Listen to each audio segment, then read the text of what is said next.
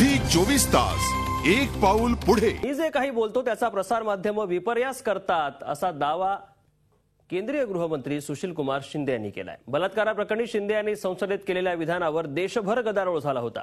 मात्र माध्यमं आपली विधानं मोडून तोडून दाखवतात असा दावा त्यांनी केलाय। मैंने कहा था कि केवल दिल्ली ही नहीं, आज भी कई देश के हिस्से में बलात्कार हो रहे हैं, ये बात मैंने कही थी।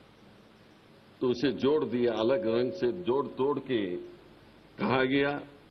दिल्लीत 5 वर्षीय मुलीवर बलात्कारानं सारा देश संतप्त असताना संसदेत यासंबंधी निवेदन करताना सुशील कुमार शिंदेंनी वादग्रस्त विधान करून नव्या वादाला तोंड फोडलं होतं। देशाच्या केंद्रीय गृहमंत्री पदावर विराजमान असणाऱ्या शिंदेंनी बलात्कार काय फक्त दिल्लीतच होतात का असं विधान करत स्वतःवर टीकेची झोड उठवून घेतली होती। देशभर याबाबत संताप उमटला होता। शिंदेंनी या संपूर्ण प्रकरणाचं खापर माध्यमांवर फोडलंय।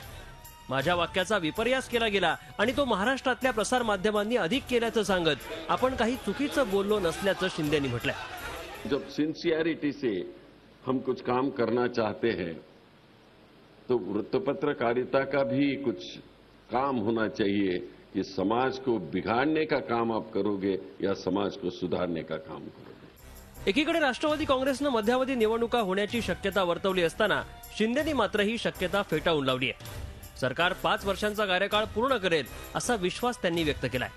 सरबजीत प्रकरणी भारत सरकार आणि पाकिस्तान सरकार यांच्यात बोलणी सुरू असल्याचं शिंदे यांनी यावेळी सांगितलं।